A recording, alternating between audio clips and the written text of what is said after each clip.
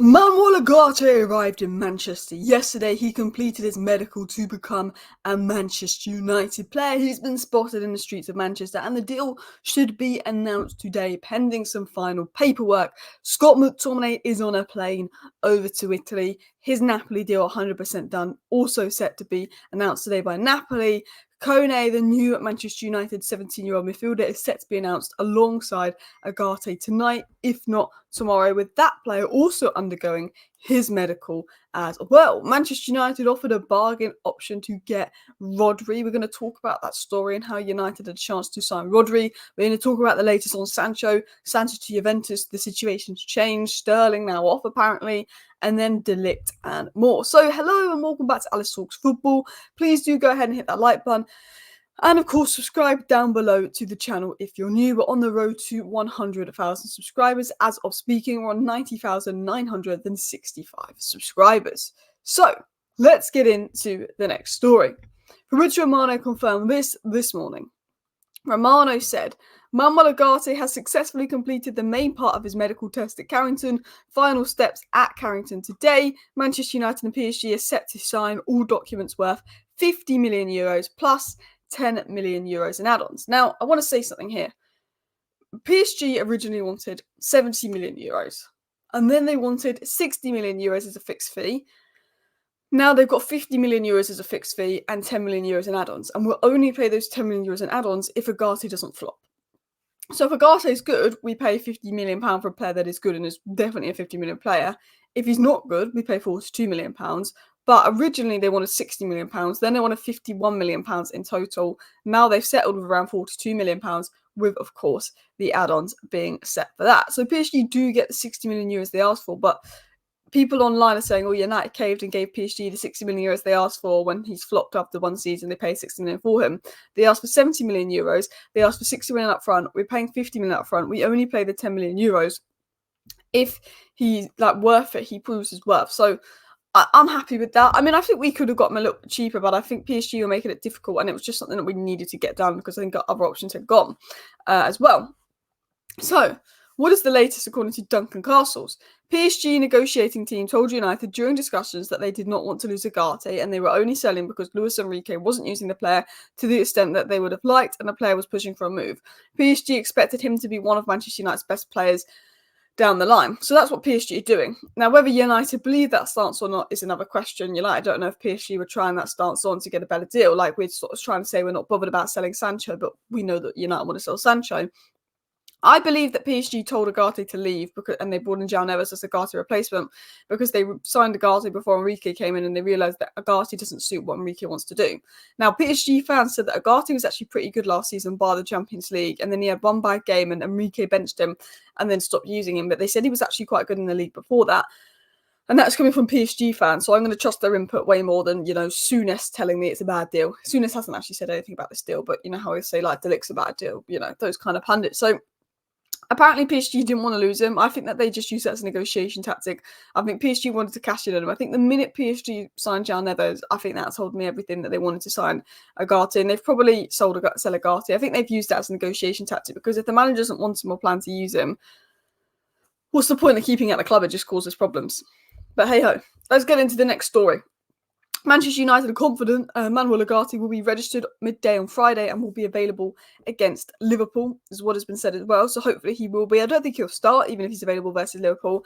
I think Casemiro will start. I think it will basically be the same team that started the last game, but maybe Xerxes for Mount and maybe De Ligt for Maguire. I don't think the midfield will change, but I think he could be there on the bench. Let's say we do go 2-0 up against Liverpool with 15 minutes to go, I could definitely see Ugarte coming on to see out the game, a bit like Collier has at times. So, what else has been said? Manchester United and Napoli have signed all the documents for the Scott McTominay deal. He will be in Italy later today to sign a long-term deal at the club for €30 million package plus 10 million sell-on clause. Romano said McTominay to Napoli is 100% done. He is on his way to Italy. All the documents have been signed. That is happening. It's just taking its time. Maybe McTominay wants to say his goodbyes. He's been at Man United since he was 5. I think it was the right time for McTominay to go, and I think it's right that we've cashed in on him. But I can imagine it can't be 100% easy for McTominay. He's been at that club since he was 5, saying his goodbyes and all of that, and it's probably why it's taking a little bit longer because he'll probably want to go to Old Trafford, say bye to everybody, and and all of that kind of stuff. But McTominay is set to join Napoli. So Ugarte done, McTominay done, and another deal will be done and maybe announced today alongside Ugarte. Manchester United will formally complete the Kone deal today, as the 2006 midfielder is undergoing medical tests right now. Deal already done and signed between clubs.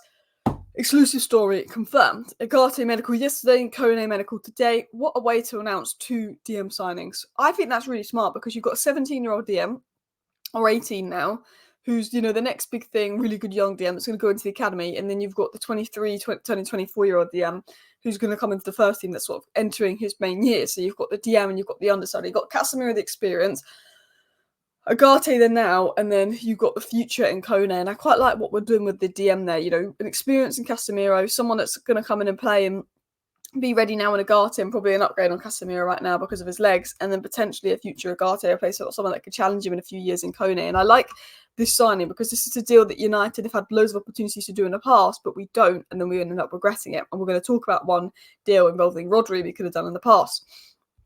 Kone is currently undergoing a medical check at United. The deal should be finalised today. He arrived in Manchester last night as well. But I really like this deal. Going back to this, I really like this deal because Moises Caicedo we scouted for 4 million. We didn't sign him. Enzo Fernandez, Varela we scouted. We didn't sign. And they're all worth a lot more now. There's a lot of good young players we scouted. Haaland, before he even went to RB Salzburg, was recommended to us, was scouted. And it's annoying. And I'm going to go back to the Sancho deal, but I want to get into this story because this is another player that's been scouted at United. RODRI was actually recommended to Jose Mourinho as a Manchester United signing in 2017. He subsequently joined Atletico Madrid in 2018 for 20 million euros. Mourinho went for Matthijs instead. United refused to pay what was considered a high fee for RODRI at the time. Now, what I think is interesting is this is probably another example of the footballing people inside United, the scouts inside United saying, oh, there's this young RODRI player, we could get him on the cheap. Let's go for him. Those inside United saying, we're not taking the risk on a nothing name. He's not going to sell shirts. We're going to get the experienced Matthijs instead. That's what I think that deal stinks of. And I think the problem is, I feel sorry for the scouts at United because they were never used. The scouts would recommend RODRI, Haaland, Julian Alvarez. Well, actually, Ragnick was Julian Alvarez. RODRI, Haaland, Caicedo. The scouts would recommend those players to Manchester United. And then what would happen? They'd be ignored. They'd be absolutely ignored, the scouts. And they would go and sign Matip and go and sign who they wanted to sign because they would sign players that, Wood was aware of because Wood didn't have much football knowledge. He was only going to sign players he was aware of. We were going to sell shirts. And I think United missed out on so many good deals. And I think that's why I'm really happy with the Kone deal coming in because it's a young player, but we're taking that kind of risk. And I think you should. You need to buy, and as Omar Barada said, you need to buy a mixture of experienced players that are in their prime, players that are about to enter the prime, are young and growing, and then some really young hidden gems. But anyway, let's get back into the Sancho news, because could United have caved? There's reports coming out that United have opened up to a loan with an option to buy a deal for Sancho. So this will be one to keep an eye on. I really want an obligation to buy for Sancho, so it's bish bash bosh, done and dusted. We don't have to worry about selling him next year, because if it's an obligation to buy for Sancho, we know that we're going to get paid by Juventus for him, and that means we can go for a winger next year without saying, oh, we can't sign a winger until we know we offload Sancho, a little bit like why we missed out on Elise this year, because we didn't know if Sancho was going to go or not. I want an obligation to buy for Sancho. I think we could get an obligation to buy for Sancho. Maybe we have to lower the obligation. But I want him to go to Juventus. I want an obligation to buy. I want to get pure cash for Sancho, and I want to invest that into a nice, young, fresh winger, not Sterling. Now, it has been said on Raheem Sterling deal that Raheem Sterling to Manchester United is considered unlikely at this stage. United have discussed the possibility of a loan deal, but are unwilling to pay the majority of his enormous wages.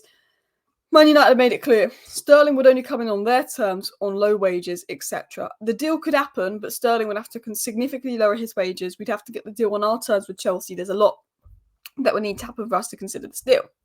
Now, I want to end up by going into De Ligt's interview and a couple of quotes he said, because De Ligt did an interview today ahead of the Liverpool game, and he said this: "He, Ten Hag, knows me, and I know him well. He may be captain Ajax. He gave me a lot of confidence, motivation. When United came for me in the summer, it was an easy decision. They're the biggest club in England," is what he said in terms of going to United. He knows Ten Hag. He said, "We want to get United back to where they belong, which is at the top. We have to take it step by step, and I think we've made some good steps forward. What I hear within the club is everybody's excited about the project forward." And I'm quite excited. I know we lost to Brighton and we could lose to Liverpool, and it puts us in a bad mood for the season. But do you remember, Ten Hag's first season, we lost 2 of our first 3 games. We came third, we won the Carabao Cup. It can easily be restored. Hopefully we beat Liverpool, and then it's a statement there. But everyone is excited because at the end of the day, it might be one step forward, might be one step back, but we'll probably take 2 steps forward for it. He said, he, Ten Hag, knows me and I know him well. He made me captain at Ajax. He gave me a lot of confidence and motivation. When United came in for me in the summer, it was an easy decision. They're the biggest club in England, is what he said. It was always United. And you know what? I'm feeling positive about United. And hopefully we go and smash Liverpool on Sunday. Thank you for watching. Please hit that like button. Of course, subscribe down below if you're new. See you next time. Bye.